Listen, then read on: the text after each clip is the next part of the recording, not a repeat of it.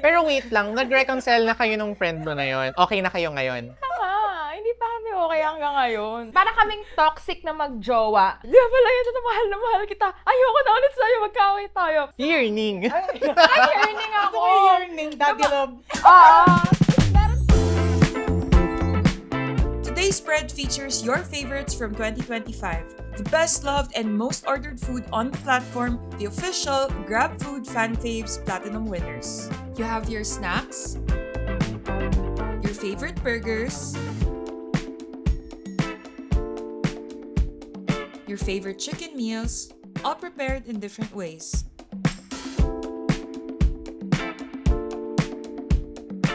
Some drinks. You have your other main meals like pasta. We also have pizza, rice bowls. You also have your meals for healthy options and Filipino options. Some of your favorite desserts. And your favorite sponsored categories from Coke, Sprite, and Royal. Ready na ba kayo kumain? Yes. We're starving actually. So, guys, I just want to ask, naranasan niyo na ba mawalan ng kaibigan?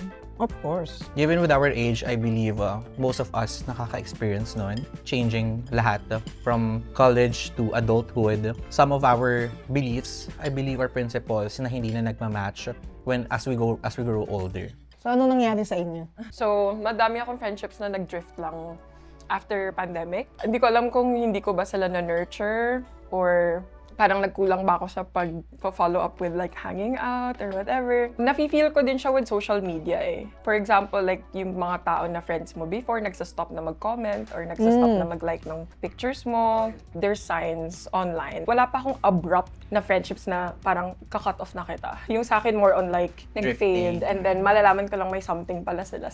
Sa akin, different kasi sa akin, cut off.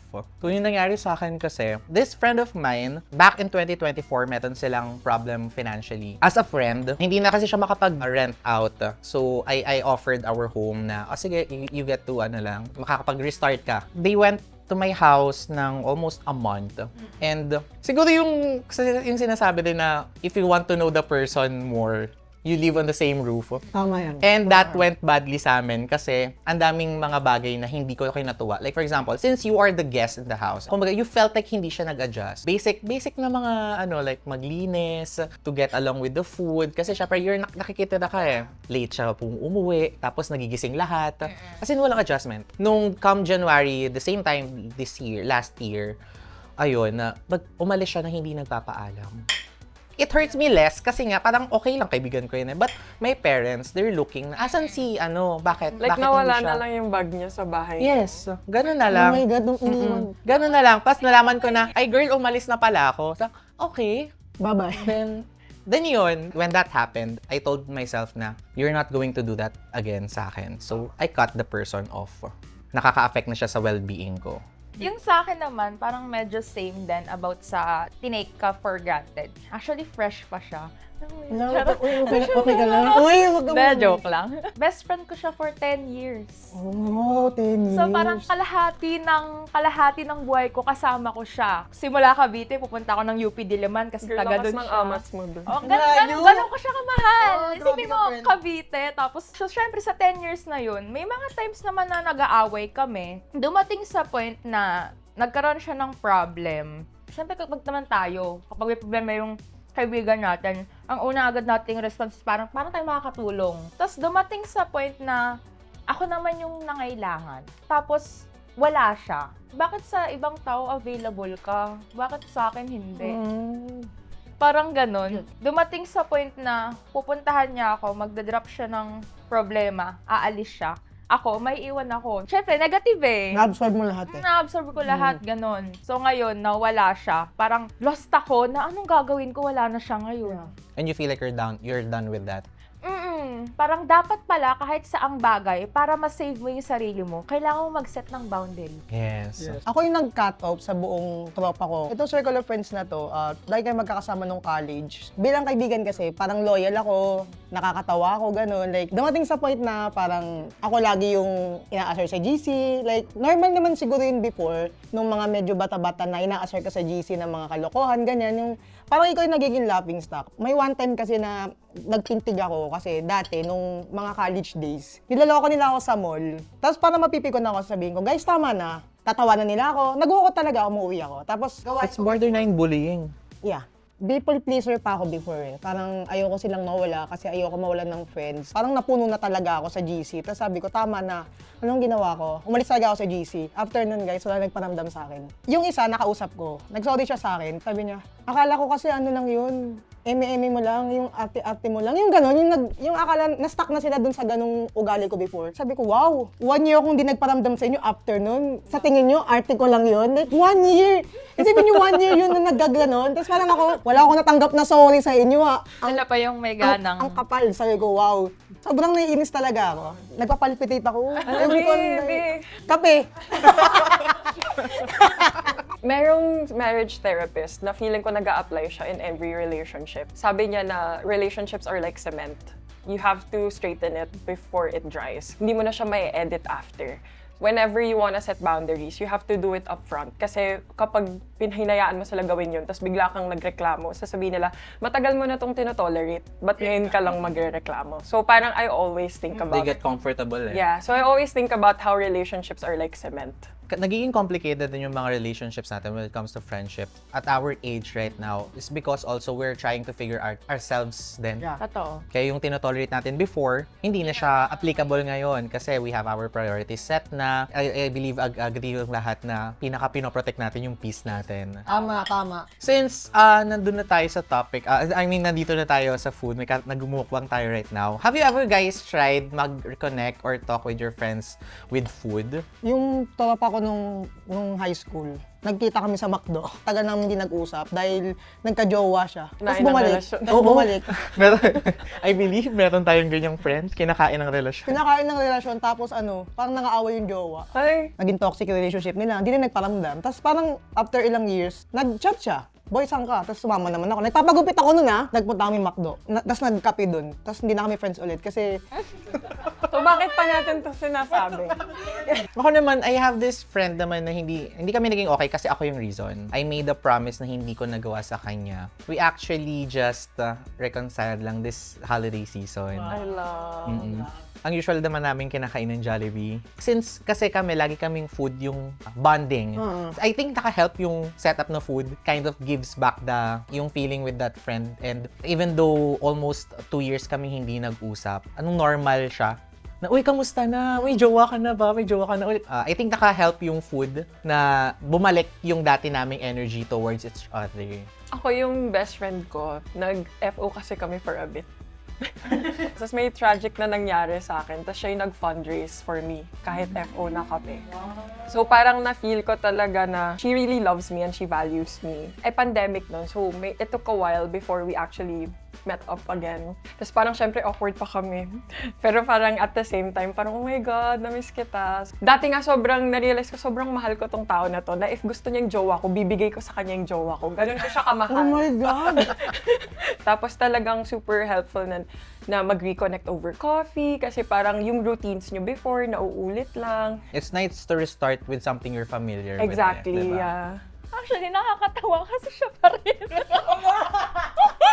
Chinek ko nga kanina, sabi ko, ito yung mga kinakain namin So parang yung sa cake, kada birthday ko, sila yung nagbibigay sa akin lagi ng cake. Sweet. May time kasi na iniyakan ko siya na cake lang yung gusto ko sa birthday ko. Wala na akong kahit anong gusto. Simula nun, kada birthday ko may cake. Kahit hindi kami okay or what, lagi akong may cake. So kung bibigyan mo ko ng cake, bati na tayo. Charot! Happy birthday mo! Maganda birthday mo, ibigay mo na. Happy birthday! Thank you! Thank you! Tapos na! So talagang on and off kayo? Parang nga kaming magjowa nung time nga na, no? Sabihin ko nga paano kayong mag-jowa? Diba? Parang akala mo, parang kaming toxic na magjowa na may trauma bonding. Di ba pala yun na mahal kita. Ayoko na ulit sa'yo, magkaway tayo. Parang ganon. Girlfriend mo ba talaga Friendship yan? ha, Ah, friendship. sige. Friendship ang topic natin for today. Yearning. Ay, yearning ako! Yearning, Daddy Rob. Sa tingin nyo ba, bakit mas masakit if like yung friendship yung nag-break up kesa romantic? Mas masakit yung kaibigan kasi yung kaibigan, mas matagal mo nang kasama. Yung parang pwede mo pagsumbungan, pagkwentuhan ng ano. Laling pag yung kaibigan na yun napamahal sa'yo, naging parang kapatid na yung turing sa'yo. Siguro yun din, the pattern, yung habit nyo, you're so used of that person to let them go. After Christmas and New Year, the group of friends will gather sa bahay. Kakain kami, mag-order ng food. Ngayon, hindi na siya nagagawa. Hindi lang kaming dalawang affected, but our circle of friends as well. Kumbaga, the community na apektuhan nung nangyari. For me lang, siguro, masakit siya kasi ang nasa isip ko, kasama ko siya hanggang sa dulo ng walang hanggan. Kailangan nyo talaga i-rethink. Saan ba to patungo? What makes a friendship breakup complicated is constant kasi sila. Yes. May mga stuff kasi na parang quirks mo na friend mo lang makakaintindi. Totoo. So parang masakit pag sila yung nawala kasi para talagang may loss, may mafe-feel kang loss. Hindi kayo nagligawan eh. Walang sense ng ligawan yung friendship. Talagang magiging close kayo because may shared interest kayo. You form your own chosen family within that. So parang iba talaga yung feeling pag sila yung nawala. So guys, kung may order kayo from Grab na madededicate nyo dun sa tao na yun, ano yun? Wala. Charis. Grabe naman! Parang di nila deserve, tas ako magbabayad. Kasi yung sa akin, hindi sila friend lang. Groups sila.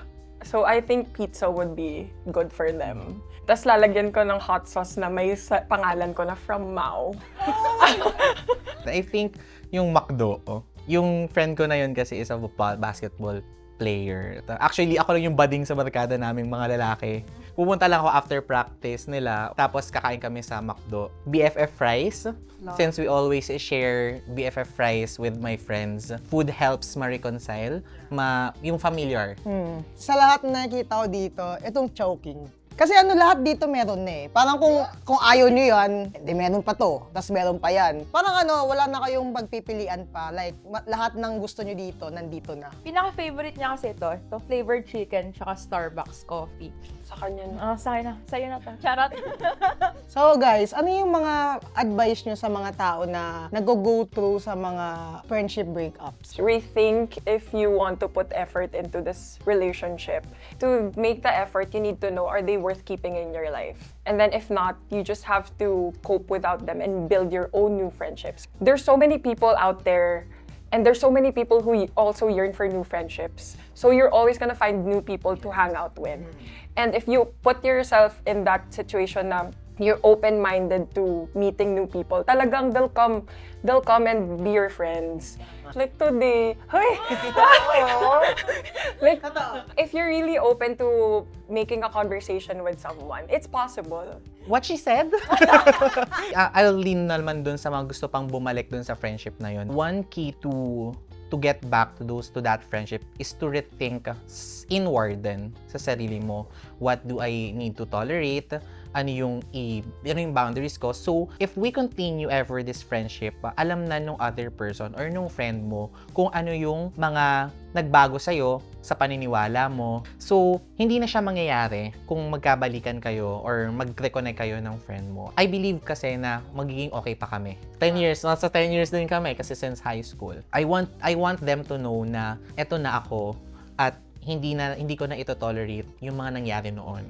Don't feel bad if ever may mararamdaman kang hindi okay or masama sa friend mo. It just mean na alam mo na hindi ka natatrato ng tama. Alam mo yung deserve mo and all. So if ever na mangyari yun, reach out, set boundaries na ganito.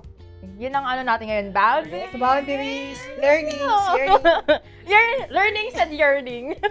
Advice ko, kung feeling nyo worth it pa rin na ipaglaban yung friendship na tarnished, gawin nyo pa rin, di ba? Kayo naman makakapag-determine yan na kung talagang dapat pa kayo makipagbalikan sa friends nyo. Depende yan sa pinag-awayan nyo, sa mga bagay na nasabi nyo. At gawin nyo lang kung yun yung tama. Pero kung hindi na kaya, edi wag yun nang i-push kasi may hirapan din kayo. Lalo pag nafe-feel mo na yung kabilang partido ayaw nila makipag-reconnect kasi ikaw lang yung may gusto. Kasi I believe it's two-way communication eh. Parehas kayo na mag-agree dun sa, mag-reconcile tayo. Parehas dapat. So, yun.